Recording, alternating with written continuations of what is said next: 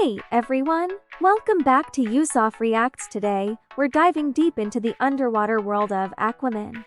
Released in 2018 and directed by James Wan, this film brought the King of Atlantis to the big screen in a way we've never seen before.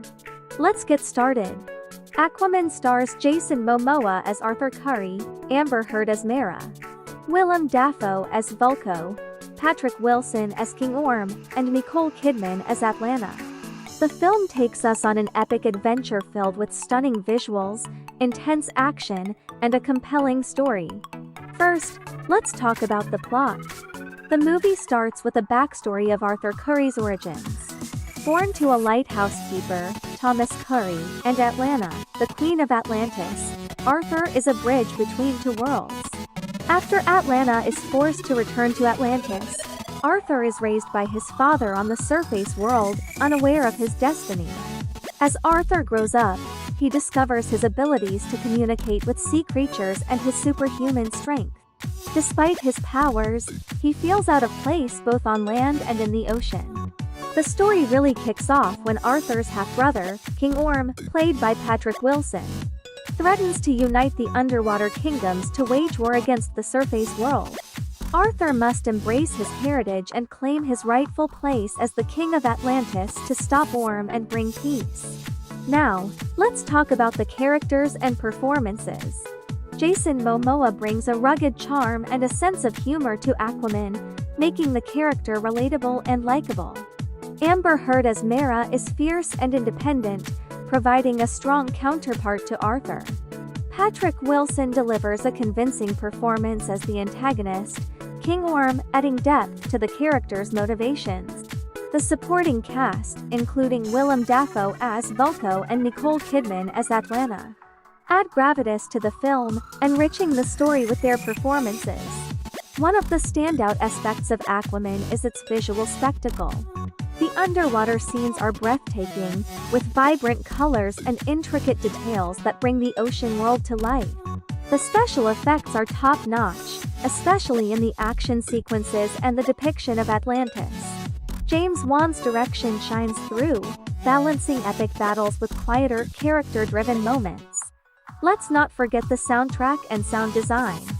The music, composed by Rupert Gregson-Williams, enhances the film's epic feel, while the sound effects immerse you in the underwater environment. The combination of visuals and audio creates a truly immersive experience. Arthur Curry, the human-born heir to the underwater kingdom of Atlantis, goes on a quest to prevent a war between the worlds of ocean and land. Born upon the shores of the surface world, Arthur Curry discovers that he is only half human, with the other half of his blood being of Atlantean descent, thus making him the rightful heir to the throne of the undersea kingdom of Atlantis. However, Arthur learns that Atlantis is being ruled by his malicious half-brother Orm, who seeks to unite the 7 underwater kingdoms and wage war upon the surface. With aid from Nuidus Vulko and the gorgeous Mera, Arthur must discover the full potential of his true destiny and become Aquaman in order to save Atlantis and the surface from Orm's evil plot. In 1985 Maine, lighthouse keeper Thomas Curry Temuera Morrison rescues Atlanta Nicole Kidman, the princess of the underwater nation of Atlantis, during a storm. Thomas brings Atlanta inside his house and tends to her wounds. She gains consciousness a few days later. Atlanta was fleeing an arranged marriage in her kingdom. They eventually fall in love and have a son named Arthur Jason Momoa, who is born with the power to communicate with marine life forms. Atlanta is forced to abandon her family and return to Atlantis, entrusting to her loyal advisor Nuidus Vulko Willem Dafoe, Atlantis counselor, who was a mentor of Arthur Curry when he was young, the mission of training Arthur. Under Vulko's guidance, Arthur becomes a skilled warrior but is rejected by the Atlanteans for being a half-breed and ultimately leaves Atlantis behind. In the present, 1 year after Steppenwolf's invasion, Arthur confronts a group of pirates attempting to hijack a Russian naval nuclear submarine. Arthur carries the submarine to the surface, kills the pirates, and rescues all the sailors who had locked themselves in the aft compartment. The leader of the pirates, Jesse Kane Michael Beach, dies during the confrontation, while his son, David Yahya Abdul-Mateen vows revenge upon Arthur.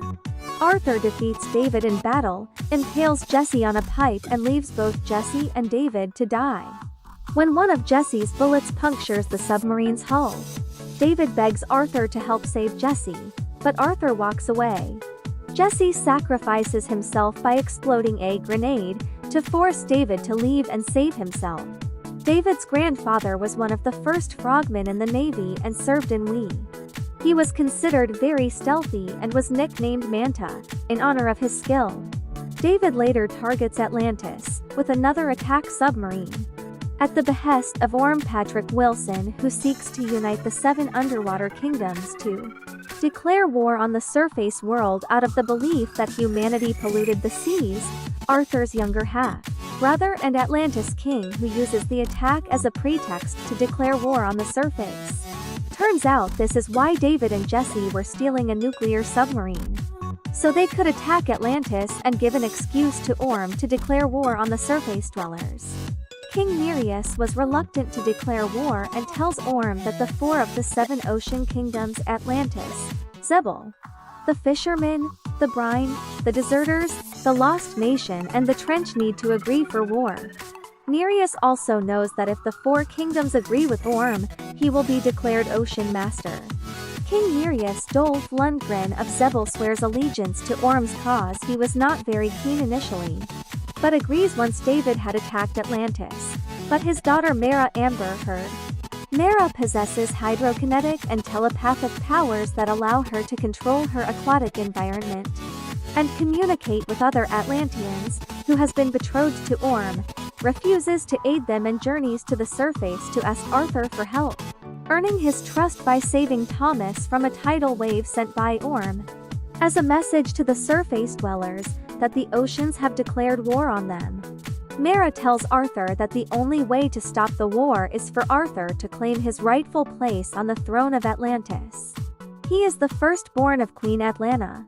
Arthur reluctantly accompanies Mera to a rendezvous with Vulko, who urges Arthur to find the Trident of Atlan, a magic artifact that once belonged to Atlantis' first ruler, in order to reclaim his rightful place as king. Arthur will be able to press his claim to the throne with the trident in his possession. They are ambushed by Orm's men and Mera and Vulko escape without having been seen, while Arthur is captured. Orm visits Arthur in captivity and announces that Atlanta was executed for the crime of having a half-breed son, blaming Arthur and the surface for her death. He offers Arthur an opportunity to leave forever, but Arthur instead challenges him to a duel in a ring of underwater lava. Orm gains the upper hand and nearly kills Arthur before Mera rescues him. Together, Arthur and Mera journey to the Sahara Desert where the trident was forged and unlock a holographic message that leads them to Sicily, Italy, where they retrieve the trident's coordinates. Meanwhile, Orm provides David with a prototype Atlantean battlesuit to kill Arthur, imprisons Vulko upon learning of his betrayal, and coerces the remaining kingdoms of Atlantis to pledge their allegiance to him and his campaign against the surface. After modifying Orm's technology, a fully armored David rechristens himself as Black Manta and ambushes Arthur and Mera in Sicily, injuring Arthur before being thrown off a cliff to his apparent death. Mera nurses Arthur's wounds as they journey to the trident's whereabouts in the middle of the ocean and encourages him to embrace his destiny as a hero. Arriving at their destination, Arthur and Mera are attacked by a legion of amphibious monsters known as the Trench, but manage to fend them off and reach a wormhole that transports them to an uncharted sea located at the center of the earth. There, they are unexpectedly reunited with Queen Atlanta, who was sacrificed to the Trench for her crimes, but manage to escape and reach the uncharted sea, where she has been stranded ever since.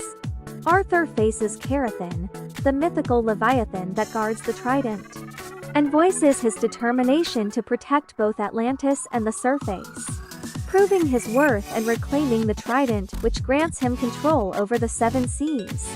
Orm and his allies lead an army against the crustacean forces of the Kingdom of the Brine, with the intent of completing Orm's surface battle preparations. As Orm declares himself Ocean Master, Arthur and Mera, with the assistance of Carathan and the Trench, intervene and lead an army of marine creatures in a battle against him. Orm's followers renounce their obedience to him and embrace Arthur as the true king upon learning he wields the trident.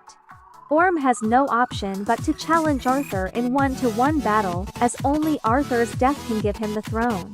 But this time, Mera advises Arthur to choose the surface, an element that is alien to Orm.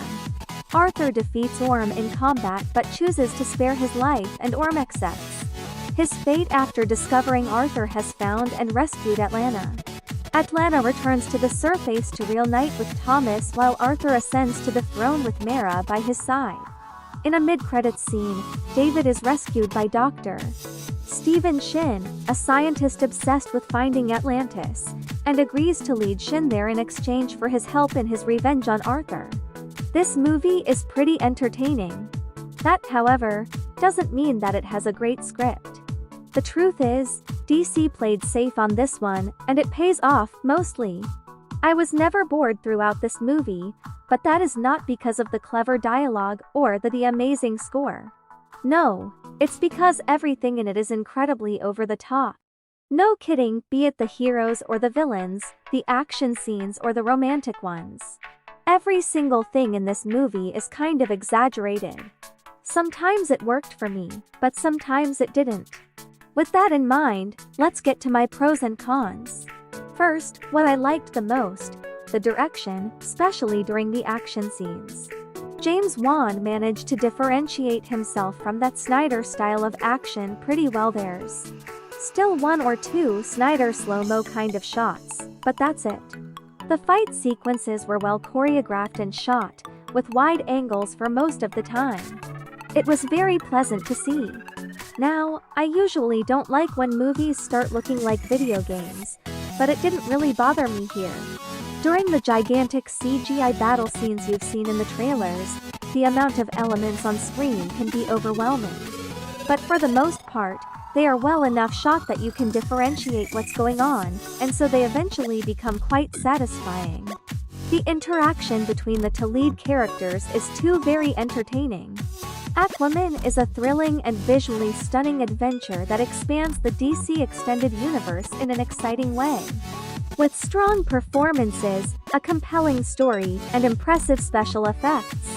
It's a must-watch for superhero fans and anyone who loves a good action film. That's all for today's review. What did you think of Aquaman? Let us know in the comments below. Don't forget to like, subscribe, and hit the bell icon for more movie reviews and updates. Thanks for watching, and we'll see you in the next video.